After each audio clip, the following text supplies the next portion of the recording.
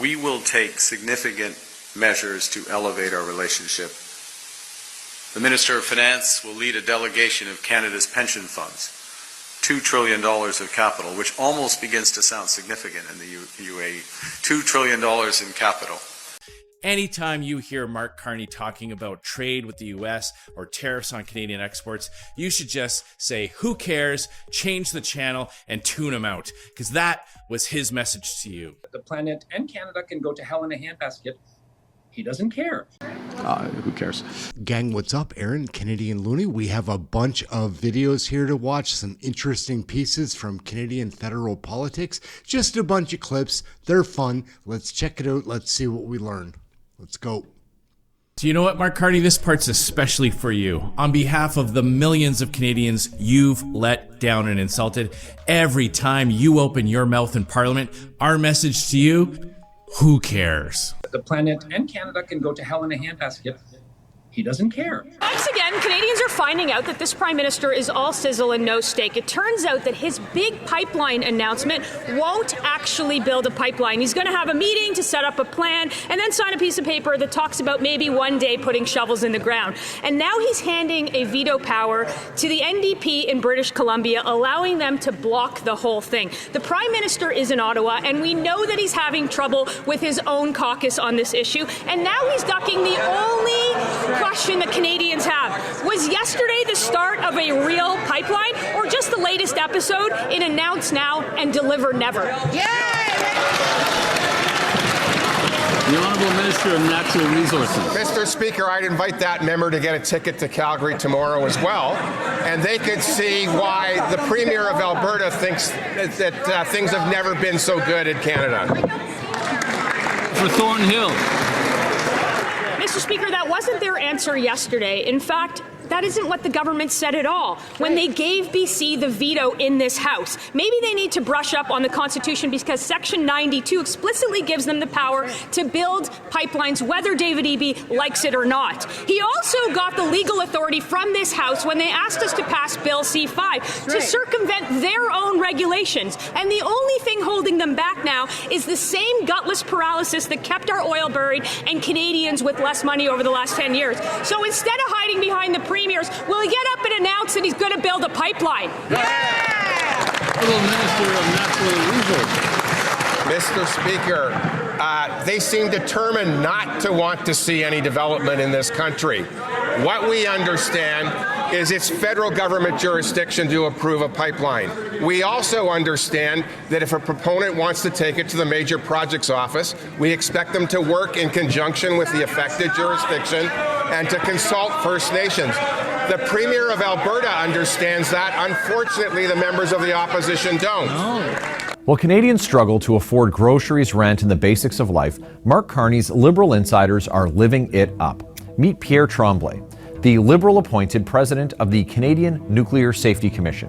And despite his $343,000 yearly salary, he keeps billing massive luxury expenses to the taxpayers. He jet-setted to Vienna like he was on a European vacation.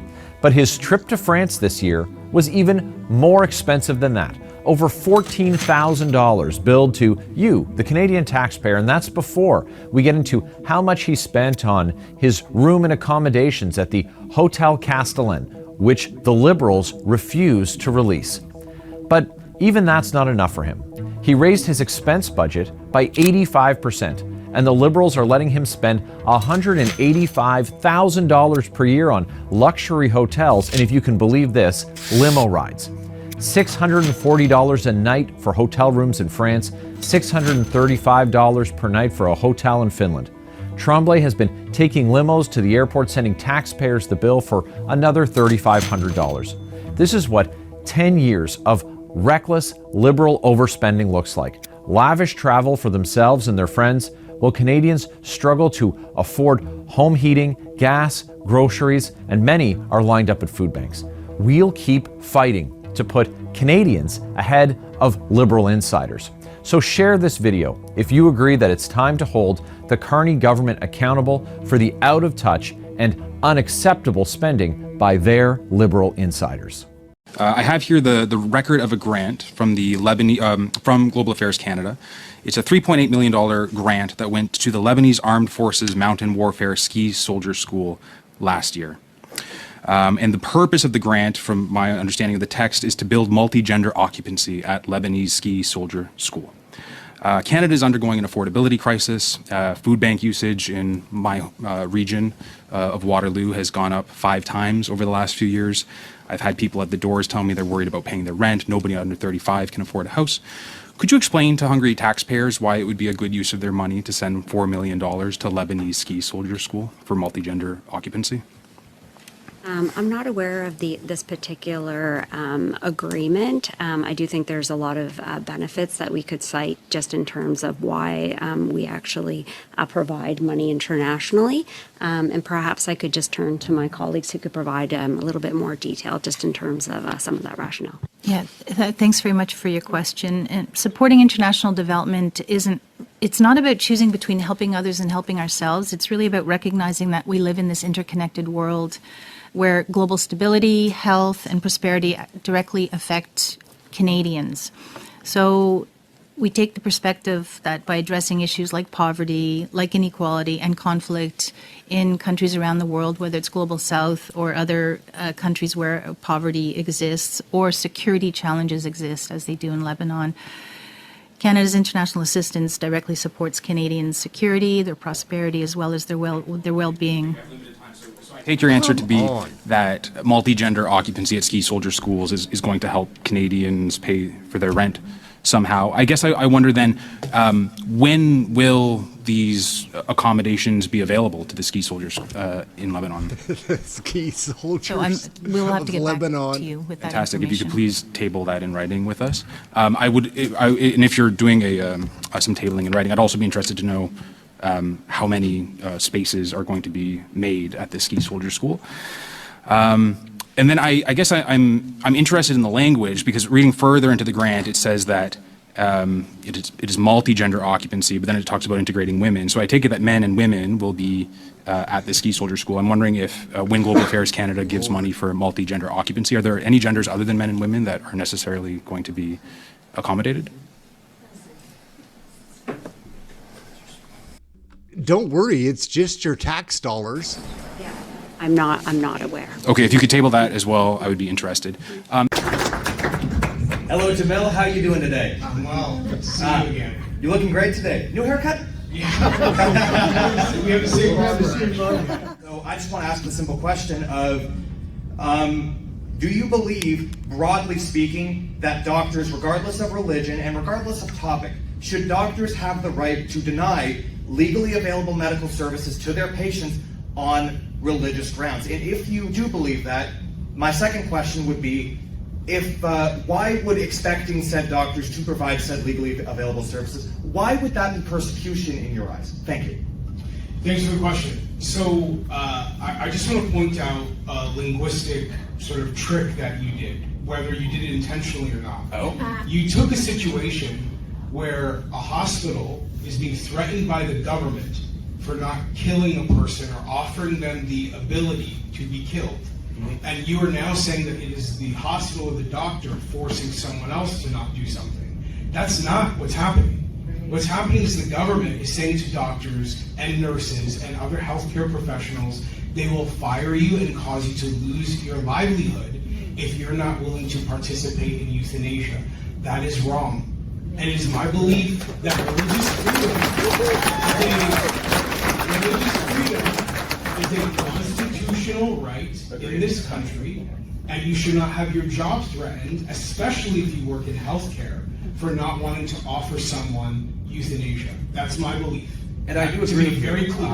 However, I would wait, as a counterpoint, I would ask, has there ever been any recorded instances with the expansion of MAID that there have been doctors threatened with losing their livelihoods because they do not want to provide MAID on religious grounds?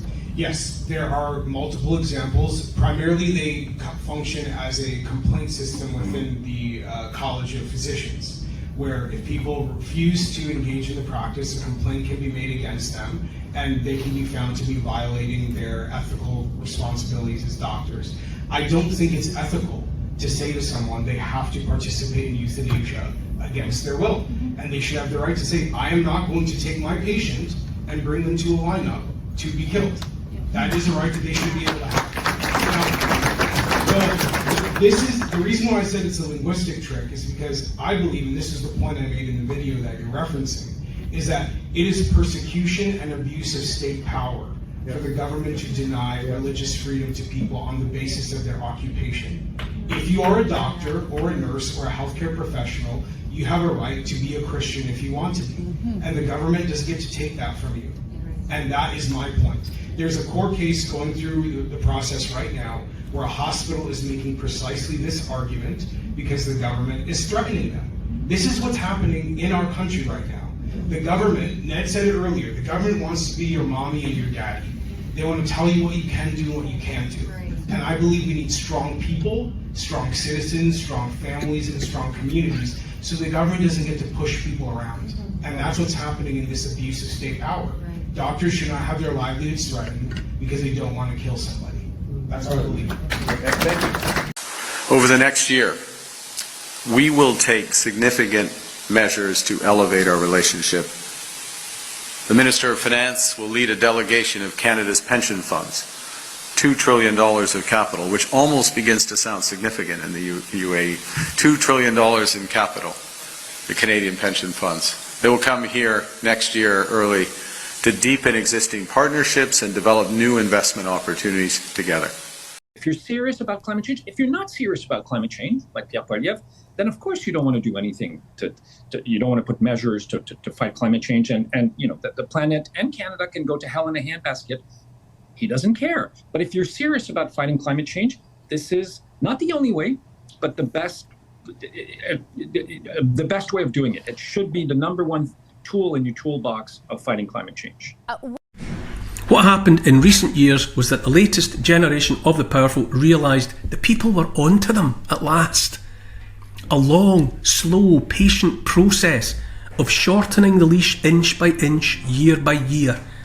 The way of the Fabian Society, the Club of Rome, the Council on Foreign Relations. Different names, same ideology of one world government. Went into hasty overdrive. Too hasty, as it turned out. Sensing threat, the powerful put their foot on the accelerator pedal and went for it, in hopes of getting over the line into total control before they were rumbled. The fake pandemic, the draconian measures, lethally dangerous injectables, the fear porn that tightened the leash right up to the neck. Always more legislation for our own good. The Patriot Act in the US, for example. The creeping censorship of online safety bills here. And now digital IDs made mandatory.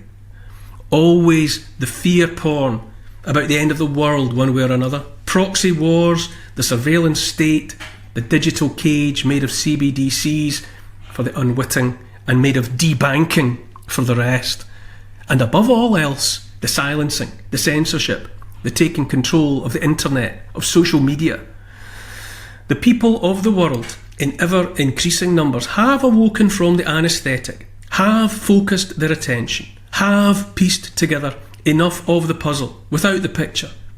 So the only option left open to the powerful is to shut us up, render us too scared to speak, too scared to move.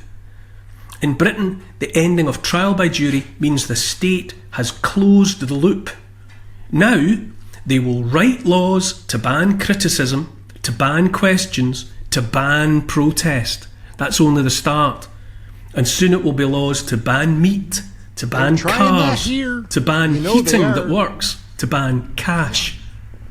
Without even the tattered remnant of trial by jury, and less than 1% of cases come before a jury now anyway, having formally removed any vestige of an obstacle to their dictatorship, they will seek to round up and jail their opponents, great and small, and by so doing frighten the rest into compliant silence and obedience. I've said it before and I'll repeat. Those sometime powerful are frightened in the extreme, more frightened than they have ever been. Know that, never forget that. What we are seeing, as I said at the top, is nature taking its course. By accident or by design, the mutation is all but complete, and the separation, us and them, is plain to see. In the Bible, there's a line about, "Come out from among them and be ye separate. Touch not the unclean thing." Well, it turns out the unclean thing has done the coming out from among us. We can see them clearly, and if they were ever like us, they're not like us now. I mean, it's a detail. It's a detail. I spoke to him. I'll speak to him again when it matters. I look forward to speaking to the president soon, but I don't have a burning issue to speak with the president about right now. The honourable member for North Island, Powell River. Who cares? That's what this Prime Minister said when asked when he'd last spoken to the U.S. President about Canada's ongoing trade negotiations. The Prime Minister claimed that he had no burning issue to discuss with the United States at the moment, and that he would speak to the President again, quote, when it matters. Well, Mr. Speaker, to the over 200,000 Canadians who earn their living in forestry, who harvest our wood, whose mill our timber, who provide the lumber from which we build our homes, and whose blood, sweat, and tears built cities like Campbell River, Powell River, and Port McNeill, it matters to them. Right. And it matters to their families, and it matters to their communities, and it matters to this country. More Canadians work in forestry than steel, aluminum, and the automotive sector combined, and they are getting killed right now, especially in my home province of British Columbia. On the coast alone, harvest volumes have collapsed in half. More than 5,400 jobs have been lost. Mills have closed, others curtailed, and we're now only harvesting 1/3 of our annual allowable cut, and it could be about to get even worse. Because if just one more major mill closes, if just one more domino in the supply chain falls, the entire industry faces the very real possibility of total collapse. And there are two major reasons why. The first, this Prime Minister promised he'd have a deal with the Americans by July 21st, a deal to remove the punitive and baseless tariffs and provide some certainty for an industry eager to return to its feet. But that didn't exactly happen now, did it? Instead, American tariffs on Canadian softwood, far from being removed, have tripled under this Prime Minister. And his response? Beyond some flippant comments like, who cares? Nothing. In fact, to add insult to injury, Canada, one of the most forested jurisdictions in the entire world, is now importing raw logs from the United States. Unreal. And just to remind Canadians of the backstory to all this, in 2006, the previous Conservative government signed a much celebrated softwood lumber deal with the U.S., a deal that expired in late 2015. The Liberals have had more than 10 years under 3 different U.S. presidents to renew or otherwise modify this deal, and I would say they have done nothing, except the truth is they have done worse than nothing. That's right. Which brings me to the second reason why this industry that built so much of our country is in crisis, and that's this government's reckless and arbitrary commitment to close up to 30% of Canada's lands to economic activity, including forestry, as part of the United Nations 30 by 30 policy, a policy that risks exacerbating uncertainty around permitting delays and access to fiber, and that was suffocating this industry before these latest tariffs even came into place. Mass closures that have nothing to do around permitting delays and access to fiber, and everything to do with ideology and ticking the box of bureaucrats and activists in New York. And for what? To put our industry and our workers at competitive disadvantage, to send our forestry jobs to Brazil, to Russia, to the United States, to countries with lower environmental standards than our own. This at a time when forestry in Canada and the 200,000 Canadian workers that it employs face an unprecedented existential crisis due to predatory trade action from the U.S. Every day, I see the effects of all of these policies in my riding. People out of work, families cutting back, lineups at the Comox airport with individuals desperate for work, seeking whatever they can in mines and energy projects hundreds or thousands of miles away. Young Canadians that I talk to, be it in Campbell River or Port Hardy, that see no future for forestry at all. All they see is uncertainty and a perpetual downward spiral to nothing. But it doesn't have to be this way. Canada has the best forestry workers and best forestry companies of anywhere in the world. We have an industry that can operate sustainably for generations to come, and we have a product in softwood lumber that builds our homes and is the envy of countries right around the world. There is no reason why this industry should not have a bright future of growth, success, and prosperity. But if this government does not act to secure trade access to the U.S., to diversify our markets, and to lift ideological restrictions on access to fiber, the current trend will continue. A trend of decline, of pessimism, of slowly destroying one of the foundational industries that built our incredible country. For the sake of future generations and for Canada, I urge the Liberal government to rise to the occasion and finally do what needs to be done and to deliver on what they promised. Questions and comments? Questions et commentaires. The Honourable Member for Madawaska Restigouche. Mr. Speaker, we've launched the Buy Canada policy because we want to be our own best clients through investments like Build Canada Homes and national interest projects. We're going to be investing in infrastructure, and these projects will allow us to focus on Canadian softwood. We'll build our country with our own resources. Does my colleague agree with me that it's important for our government to strengthen domestic demand for softwood so we can reduce our exposure to the volatile U.S. market? Does he see this as a positive factor to stimulate the domestic softwood lumber market? Powell River.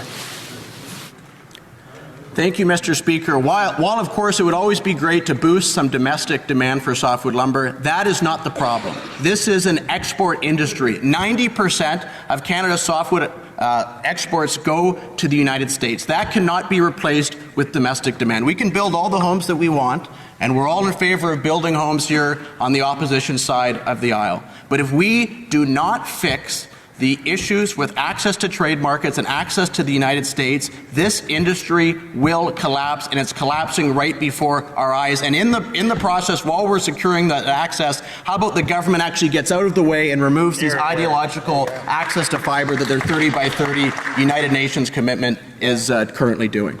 All right, gang, we're going to wrap it up there. Aaron, Canadian Looney, get your Canadian federal politics right here. Come and join us for one of the live shows. We've got the most entertaining chat room that you're going to find about Canadian federal politics. We have it right here. Anyhow, Aaron, Canadian Looney, thank you for watching this video. We'll catch you in the next one. Ciao for now.